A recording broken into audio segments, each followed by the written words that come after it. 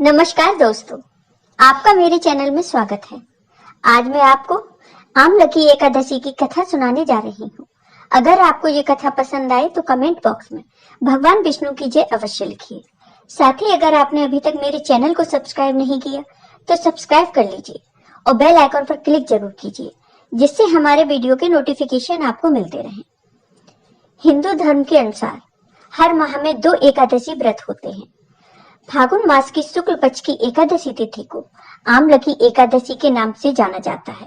वैसे तो हिंदू धर्म के अनुसार सभी एकादशियों का काफी महत्व माना गया है, लेकिन इन सब में आमलकी एकादशी को सर्वोत्तम स्थान पर रखा गया है। आमलकी एकादशी के दिन भगवान विष्णु और आंवले के पेड़ की पूजा की जाती है। मान्यता है कि आंवले का वृक्ष भगवान विष्णु को अत्यंत प्रिय होता है। आमलकी एकादशी को कुछ लोग आंवला एकादशी या आंवली ग्यारस भी कहते हैं। ये होली से कुछ दिन पहले पड़ती है, इसलिए इसे रंग भरी एकादशी के नाम से भी जाना जाता है। पौराणिक कथाओं के अनुसार यह कहा जाता है कि ब्रह्मा जी भगवान विष्णु की नाभि से उत्पन्न हुए थे। एक दिन ब्रह्मा जी ने खुद को जानने की कोशिश की, जिसके लिए उन्होंने पर ब्रह्म की तपस्या शुरू कर दी। उनकी भक्तिमय तपस्या से प्रसन्न होकर भगवान विष्णु उनके सामने प्रकट हो गए। जैसे ही ब्रह्मा जी ने भगवान विष्णु को अपने समीप देखा, वैसे ही वह रोने लगे। कहा जाता है कि ब्रह्मा जी के आंसू भगवान विष्णु के चरणों पर गिर रहे थे। यह आंसू भगवान विष्णु के चरणों पर गिरकर आंवले के पेड़ में तब्दील हो गए थे। यह देखकर भगवान विष्णु ने कहा कि यह वृक्ष और इस वृक्ष का फल मुझे अत्यंत प्रिय रहेगा, और जो भक्त आमलकी एकादशी पर इस वृक्ष की पूजा विधिवत तरीके से करेगा, उसे मोक्ष की प्राप्ति होगी तथा उसके सारे पाप मिट जाएंगे। आमलकी एकादशी की कथा। एक बार मानधाता ने वशिष्ठ जी से कहा, हे वशिष्ठ जी, यदि आप मुझ पर कृपा करें तो किसी ऐसे व्रत की कथा कहिए जिससे मेरा कल्याण हो। महर्षि वशिष्ठ बोले, हे राजन, सब व्रतों से उत्तम और अंत में मोक्ष देने वाले आमलकी एकादशी के व्रत का मैं वर्णन करता हूँ। यह एकादशी फागुन माह के शुक्ल पक्ष में होती है। इस व्रत के करने से समस्त पाप नष्ट हो जाते हैं। इस व्रत का फल 1000 गोदान के फल के बराबर होता है। अब मैं आपको एक पौराणिक कथा सुनाता हूँ, आप इसे ध्यान पूर्वक सुनिए। एक वैदेश नाम का नगर था, जिसमें ब्राह्मण, क्षत्रिय, वैश्य और शूद्र चारों वर्ण आनंद सहित रहते थे। उस नगर में सदैव वेद ध्वनि गूंजा करती थी तथा पापी, दुराचारी तथा नास्तिक उस नगर में कोई नहीं था। उस नगर में चैत्ररथ नाम का चंद्रवंशी राजा राज्य करता था। वह अत्यंत विद्वान तथा धर्मी था। उस नगर में कोई भी व्यक्ति दरिद्र व कंजूस नहीं था। सभी नगरवासी भगवान विष्णु के भक्त थे और सभी बूढ़े, बच्चे, स्त्री, पुरुष एकादशी का व्रत किया करते थे। एक समय फागुन मास के शुक्ल पक्ष की आमलकी एकादशी आई। उस दिन राजा, प्रजा तथा बाल, वृद्ध सब ने हर्ष पूर्वक व्रत किया। एकादशी वाले दिन राजा प्रातःकाल नदी में स्नान आदि समाप्त कर समस्त प्रजा के साथ उस नदी के किनारे पर भगवान विष्णु के मंदिर में जा पहुंचे। उन्होंने वहां दिव्य गंध, सुवासित जल पूर्ण कलश, छत्र, वस्त्र, पाटुका आदि पंचरत्नों के द्वारा सुसज्जित करके भगवान की स्थापना की। इसके बाद धूप दीप प्रज्वलित करके आमलकी अर्थात आंवले के साथ भगवान विष्णु की पूजा की और अंत में प्रार्थना की, हे भगवान, हे मुक्ति प्रदाता, आपको नमस्कार है। हे आमलकी, हे ब्रह्मपुत्री, हे धात्री, हे पापनाशिनी, आपको नमस्कार है। आप मेरी पूजा स्वीकार करें। इस प्रकार राजा ने अपनी प्रजा के व्यक्तियों के साथ भगवान विष्णु एवं भगवान श्री परशुराम जी की पवित्र चरित्र गाथा श्रवण, कीर्तन व स्मरण करते हुए तथा एकादशी की महिमा सुनते हुए रात जागरण भी किया। उसी शाम एक शिकारी शिकार करता हुआ वहां पहुंच गया। जीवों की हत्या करके ही वह दिन व्यतीत करता था। दीपमालाओं से सुसज्जित तथा बहुत से लोगों द्वारा इकट्ठे होकर हरि कीर्तन करते हुए रात्रि जागरण करते देखकर शिकारी सोचने लगा कि यह सब क्या हो रहा है।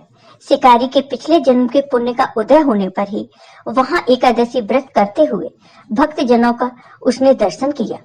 कलश के ऊपर विराजमान भगवान विष्णु का उसने दर्शन किया तथा वहां बैठकर भगवान विष्णु की चरित्र गाथा श्रवण करने लगा। भूखा प्यासा होने पर भी एकाग्र मन से एकादशी व्रत के महात्म्य की कथा तथा भगवान श्री हरि की महिमा श्रवण करते हुए उसने भी रात जागरण किया। प्रातः होने पर राजा अपनी प्रजा के साथ अपने नगर को चला गया तथा शिकारी भी अपने घर वापस आ गया और समय पर उसने भोजन किया। कुछ समय बाद उस शिकारी की मृत्यु हो गई तो अनायास एकादशी व्रत पालन करने तथा एकादशी तिथि में रात जागरण करने के प्रभाव से उस शिकारी ने दूसरे जन्म में विशाल धन संपदा, सेना सामंत, हाथी घोड़े रथों से पूर्ण जयंती नाम की नगरी के विदुरथ नामक राजा के यहाँ पुत्र के रूप में जन्म लिया। वह सूर्य के समान पराक्रमी, पृथ्वी के समान क्षमाशील, धर्मनिष्ठ, सत्यनिष्ठ एवं अनेक सद्गुणों से युक्त होकर भगवान विष्णु की भक्ति करता हुआ तथा 1 लाख गांव का आदिमत करता हुआ जीवन बिताने लगा। वह बड़ा दानी था। इस जन्म में इसका नाम वसुरथ था। एक बार वह शिकार करने के लिए वन में गया और मार्ग भटक गया। वन में घूमते घूमते थका हारा, प्यास से व्याकुल होकर अपनी बाहों का तकिया बनाकर वह जंगल में सो गया। उसी समय पर्वतों में रहने वाले मलेच्छ यवन सोए हुए राजा के पास आकर राजा की हत्या की चेष्टा करने लगे। वे राजा को शत्रु मानकर उनकी हत्या करने पर तुले थे। उन्हें कुछ ऐसा भ्रम हो गया था कि ये वही व्यक्ति है जिसने हमारे माता पिता, पुत्र पौत्र आदि को मारा था तथा इसी कारण हम जंगल में खाक छान रहे हैं।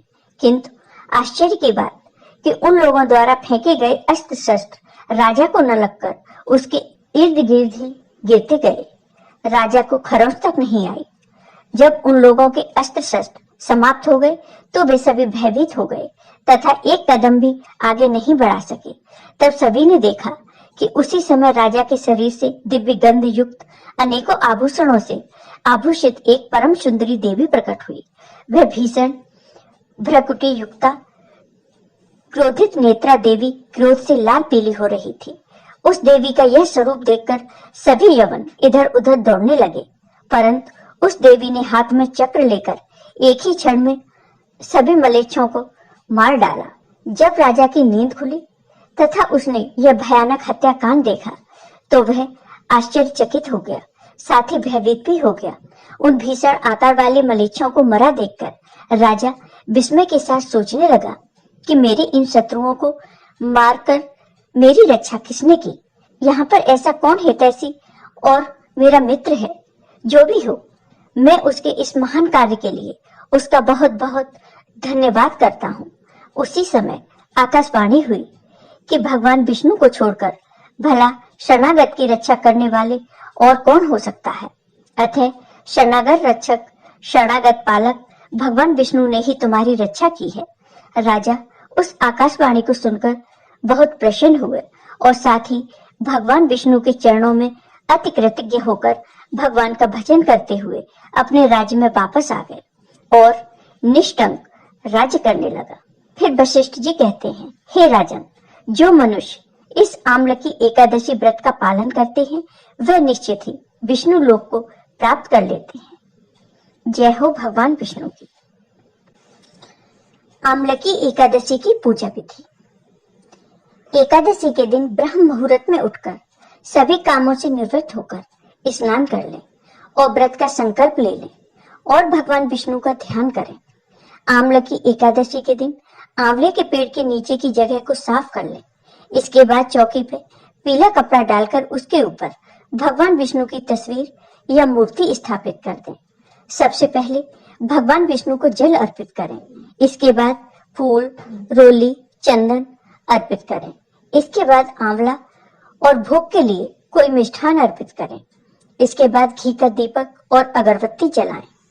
इसके बाद आंवला एकादशी की व्रत कथा पढ़ें या फिर सुने। इसके बाद आरती करके प्रसाद सभी को बांट दें। आम्लकी एकादशी फागुन माह में होली के त्योहार के पहले आती है। ये वीडियो पसंद आया हो तो कमेंट बॉक्स में कमेंट करके जरूर